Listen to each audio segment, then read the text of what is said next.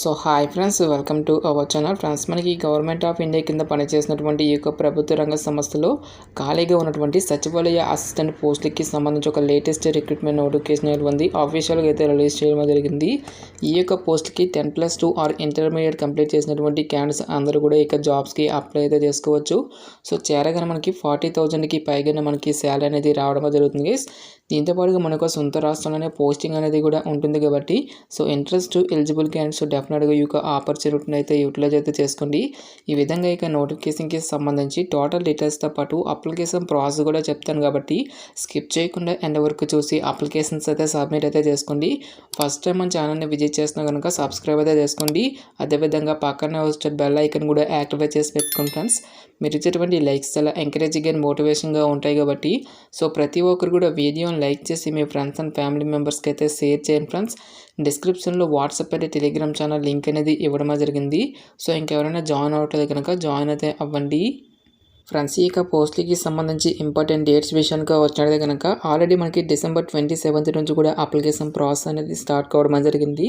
ఇక లాస్ట్ విషయానికి వచ్చినట్లయితే కనుక January 26 వరకు కూడా అప్లికేషన్స్ అనేవి ఆన్లైన్లో సబ్మిట్ చేసుకోవాల్సి అయితే ఉంటుంది. వన్ సెకండ్ మీరు ఆన్లైన్లో అప్లికేషన్స్ అనేవి సబ్మిట్ చేసిన తర్వాత ఆ యొక్క హార్డ్ కాపీస్ని మీరు ప్రింట్అవుట్ అయితే తీసుకొని తిరిగి ఆఫ్లైన్లో సెండ్ చేసుకోవాల్సి అయితే ఉంటుంది. సో ఆఫ్లైన్లో సెండ్ చేసుకోవడానికి సంబంధించి లాస్ట్ డేట్ విషయానికి వచ్చినట్టు కనుక February 9th వరకు కూడా అప్లికేషన్స్ అనేవి తిరిగి ఆఫ్లైన్లో సెండ్ చేసుకోవాల్సి అయితే ఉంటుంది.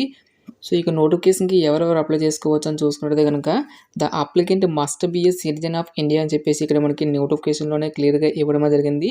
సో మీరు ఏ రాష్ట్రానికి చెందినటువంటి both male and female candidates ఇద్దరు కూడా ఇక వేకెన్సీస్కి అప్లై అయితే చేసుకోవచ్చు. ఈ యొక్క నోటిఫికేషన్ ద్వారా మనకి డిఫరెంట్ డిసిప్లిన్స్లో ఖాళీగా ఉన్నటువంటి జూనియర్ సెక్రటరియట్ అసిస్టెంట్ సచివాలయ అసిస్టెంట్ పోస్టులను అయితే రిక్రూట్మెంట్ అయితే చేయడం జరుగుతుంది. సో మనకి జనరల్ విభాగంలో పోస్టులతో పాటు finance and accounts, store and purchase విభాగంలో ఖాళీగా ఉన్నటువంటి వేకెన్సీస్ని రిక్రూట్మెంట్ అయితే చేయడం జరుగుతుంది. ఇక పోస్టులకి అప్లై చేసుకుంటే మీకు ఉండాల్సినటువంటి ఏజ్ లిమిట్ విషయానికి వచ్చేది కనుక సో మనకి మినిమం ఏదో వచ్చేసరికి 18 years అయితే కంప్లీట్ అయి ఉండాలి.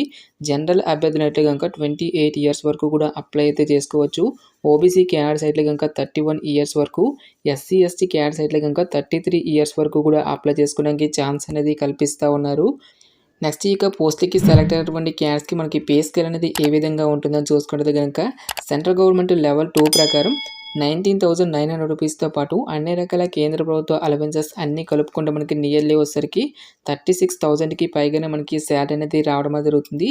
నెక్స్ట్ ఈ యొక్క పోస్ట్కి సంబంధించి అప్లై చేసుకుంటే మీకు ఉండాల్సినటువంటి ఎసెన్షియల్ ఎడ్యుకేషన్ క్వాలిఫికేషన్ కనుక చూసుకుంటే కనుక 10+2 ఆర్ ఇట్స్ ఈక్వలెంట్ క్వాలిఫికేషన్ అని చెప్పేసి ఇవ్వడం జరిగింది.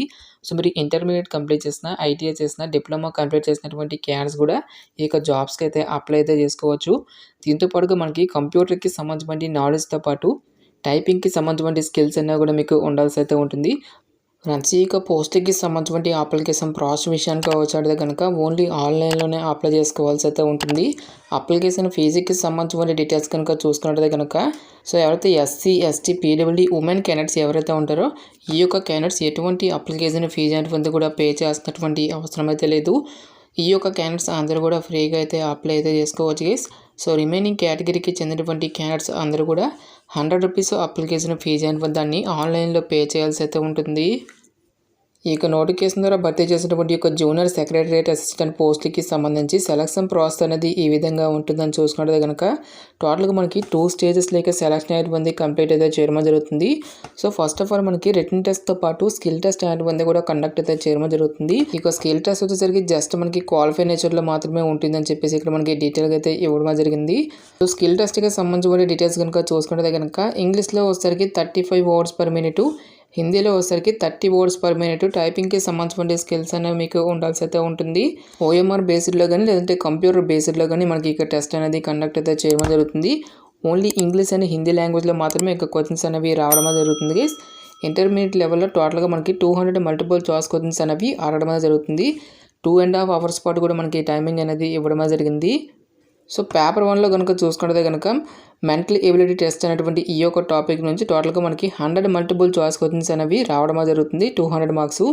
ఈచ్ వన్ కరెక్ట్ ఆన్సర్కి మనకి 2 marks అనేది కేటాయిస్తారు. ఎటువంటి నెగిటివ్ మార్కింగ్ అనేటువంటి కూడా ఏమీ కూడా ఉండదు గైస్. సో మనకి పేపర్ 1 క్లియర్ చేసినటువంటి క్యాండిడేట్స్కి మనకి పేపర్ 2 అనేది కూడా కండక్ట్ అయితే చేయడం జరుగుతుంది. పేపర్ 2 వచ్చేసరికి మనకి 1 అవర్ పాటు కూడా టెస్ట్ అనేది ఉంటుంది. సో టాపిక్స్ కనుక చూసుకున్నట్లయితే కనుక జనరల్ అవేర్నెస్ నుంచి మనకి 50 క్వశ్చన్స్ అనేవి అడగడం జరుగుతుంది, 150 మార్క్స్. నెక్స్ట్ మనకి ఇంగ్లీష్ లాంగ్వేజ్ నుంచి 50 మల్టిపుల్ చాయిస్ క్వశ్చన్స్ అనేవి అడగడం జరుగుతుంది, 150 మార్క్స్. ఈచ్ వన్ కరెక్ట్ ఆన్సర్కి మనకి 3 మార్క్స్ అనేవి కేటాయిస్తారు. ప్రతి రాంగ్ ఆన్సర్కి కూడా 1 మార్క్ అనేటువంటి డిడక్ట్ చేయడం జరుగుతుందని చెప్పేసి ఇక్కడ మనకి నోటిఫికేషన్లో క్లియర్గా ఇవ్వడం జరిగింది.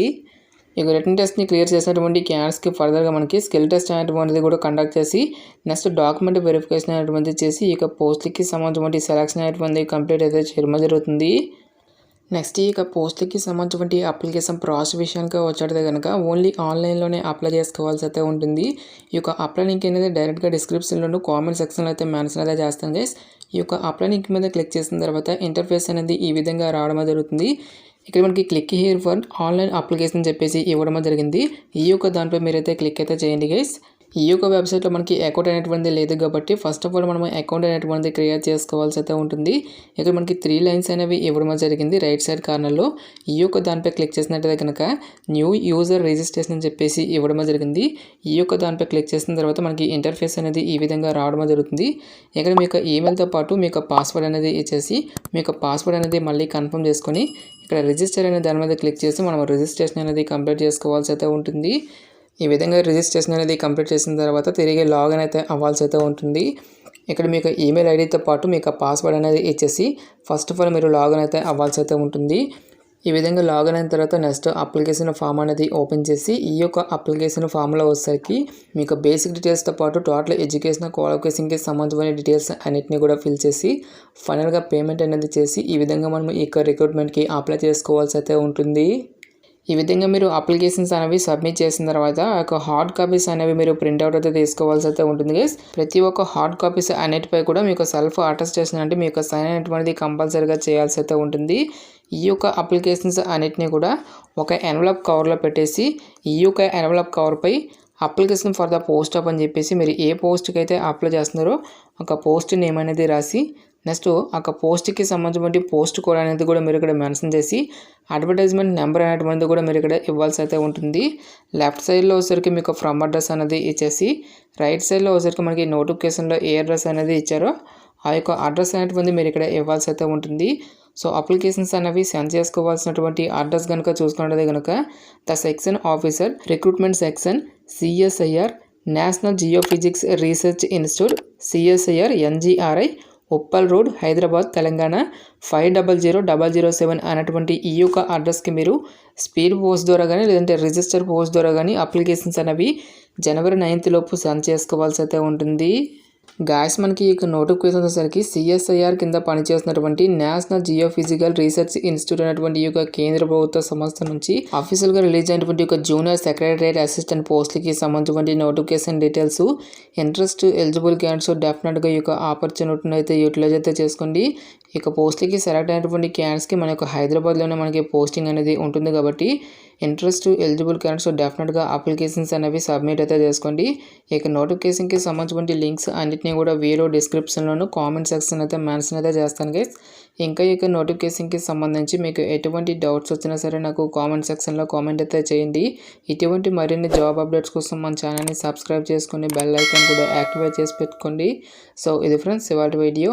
రేపు మరొక మంచి అప్డేట్తో మళ్ళీ మీ ముందుకు రావడమే జరుగుతుంది. Thanks for watching. Have a nice day.